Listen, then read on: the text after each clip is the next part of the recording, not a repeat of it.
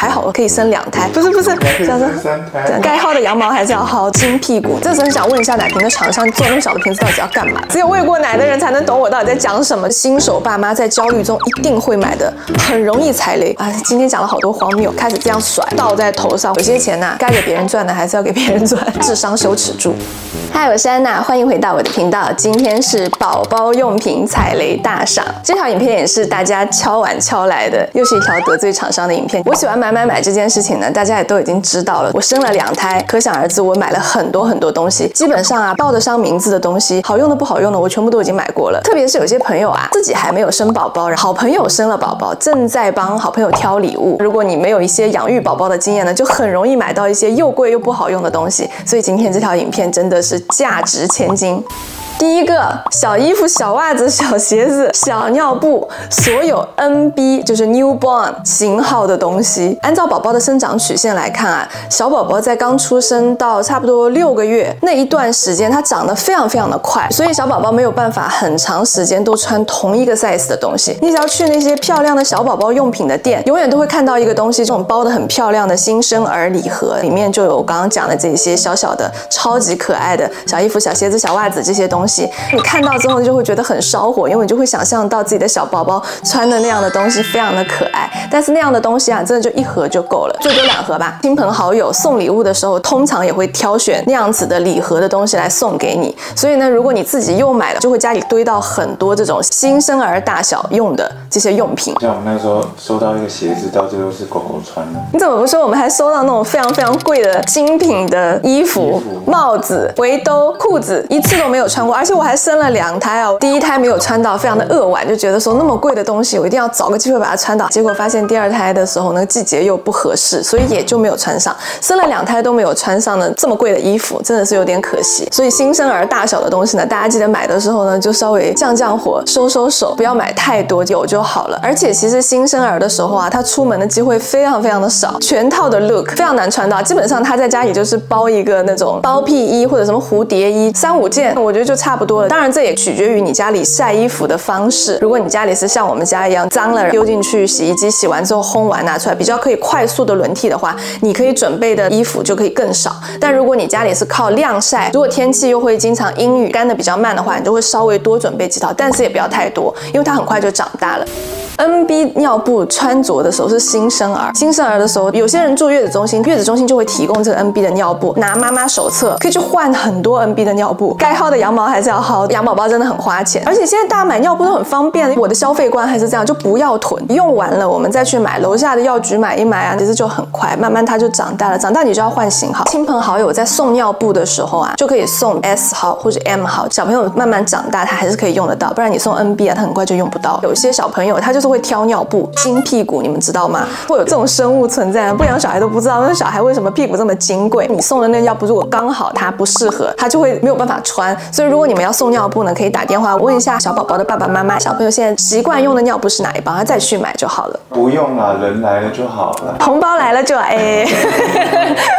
第2个我要讲的又是那个新生儿套餐里面一定会有的这种奶瓶套组，里面30ml、60ml那种超级小的瓶子。我这次很想问一下奶瓶的厂商，做那么小的瓶子到底要干嘛？小宝宝到出月子就应该会超过60ml的食量单餐，就算出月子没有超过，它迟早也会超过。很小那个奶瓶，它长得真的是超级可爱，可是呢，就真的是在月子里呢用一下就没有用了。如果你买很多个呢，你出月子之后就会有很多个小废瓶，都不知道拿来干嘛。如果买奶瓶，我就是会建议大家往大的买。通常小朋友喝奶至少要喝到1岁以上，像我女儿她2岁了还在喝配方奶。小朋友慢慢长大之后，他的食量一定会越来越大。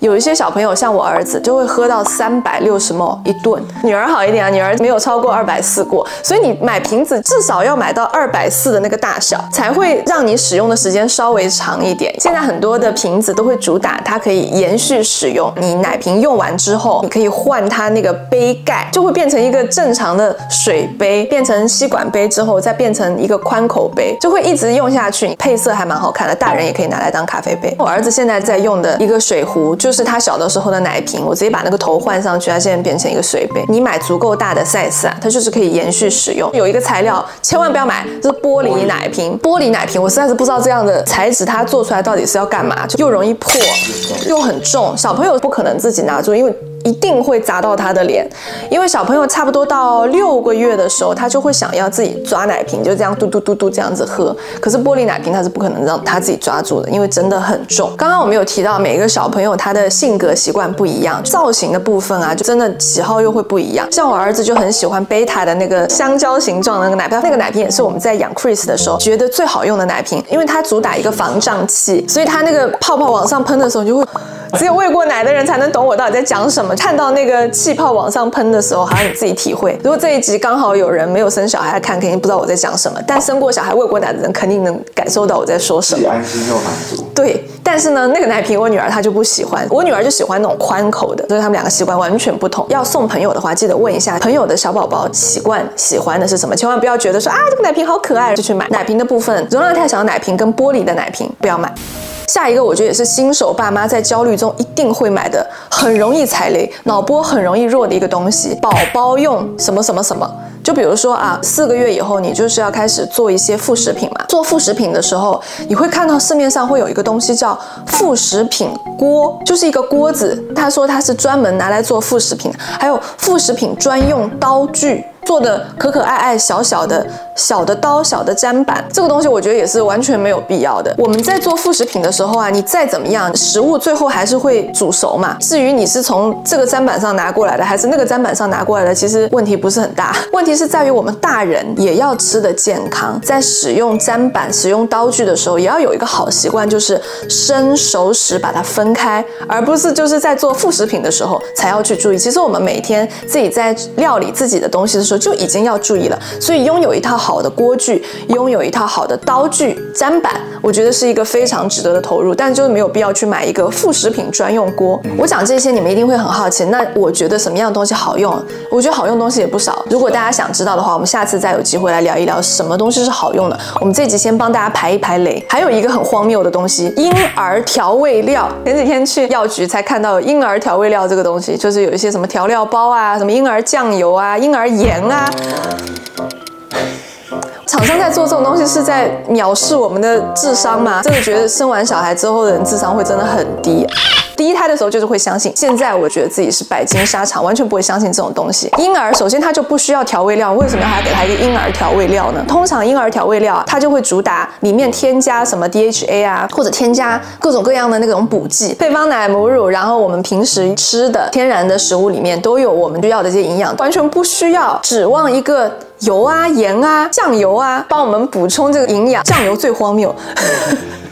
婴儿真的不需要调味料，即便他1岁以后他需要调味料的那个当下，我们用大人使用的健康的调味方式让他吃到那一点点，他其实摄取的量也不会太多。最重要的一件事情是小孩跟着大人吃，大人也要买健康的调味料嘛，不要大人吃那种重油重咸，然后指望小孩通过一些婴儿调味料去补充营养，这真的是太荒谬了，所以这个不要买。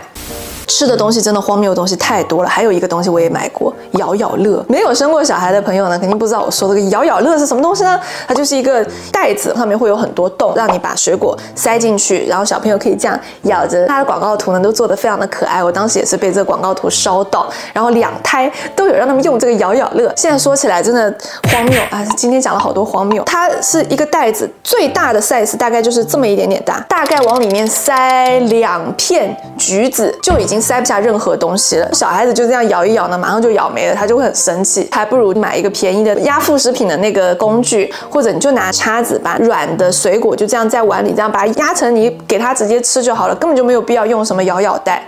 你可以看到市面上有一些非常豪华的餐椅，可以坐的、可以躺的，垫子跟椅背是一体的。可是呢，那种就会非常的麻烦，除非你的小宝宝是那种天生就有很好的用餐习惯。但以我的经验，我从来没有见过小宝宝学吃饭的那一个阶段，家里真的就跟战场一样。如果你没有生过小孩，一定超越你的想象，脸上、头上、脚上、桌子上、地上、墙壁上。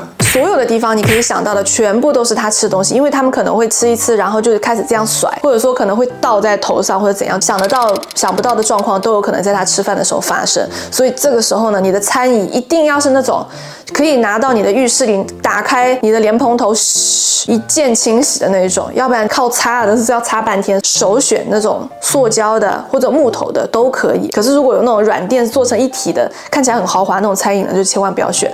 我记得我生 Chris 的时候真的是全方位焦虑。刚生完他的时候，我就看到网络上有那个图片，解放妈妈的双手，一个电动摇篮啦，你只要把小宝宝放在上面呢，小朋友就非常的开心，开始手舞足蹈，然后也不会哭。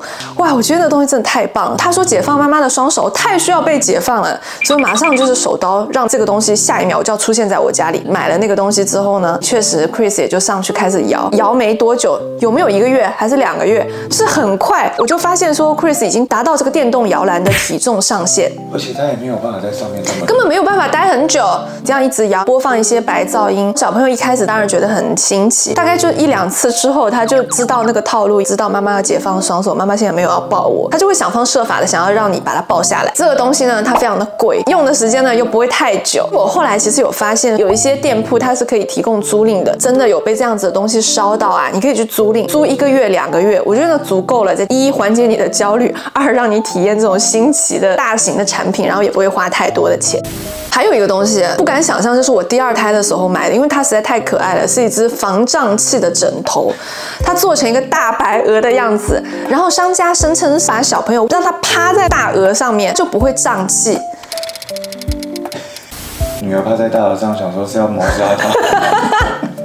因为女儿已经2岁了，我距离生产已经有2年了，我现在头脑比较清楚。大鹅还在我家里，但这个真的是有点大，我不知道怎么丢它，这给我造成非常大的困扰。所以我每次看到那只鹅，我都觉得那是一种羞辱，你知道吗？对我智商的羞辱。那个鹅现在就放在那个从来没有用过的那个角色。他们是一个 CP。那只鹅它其实很贴心，它不会有谋杀的问题。鹅头上就是这个部位挖了一个我们女生SPA床的那种洞，它是让你的小孩的头可以这样子。它哪里防胀气的我也是不知道，那个姿势我猜应该是不太舒服，所以我只要把我女儿放上去呢，她就会想要下来。就那一次你看到之后，我们就再也没有用过。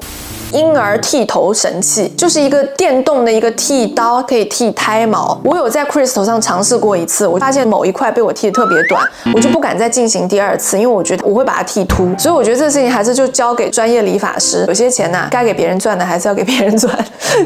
好啦，以上就是今天的宝宝用品踩雷大赏。你有没有刚好有踩到雷的东西呢？或者有哪些东西是我没有讲到，你觉得也是非常雷要提醒大家的？欢迎在评论区和大家分享。如果喜欢今天的影片，欢迎点赞分享，也欢迎订阅我的频道。我是安娜，我每周4都会在这里聊。我们下个影片再见啦，拜拜。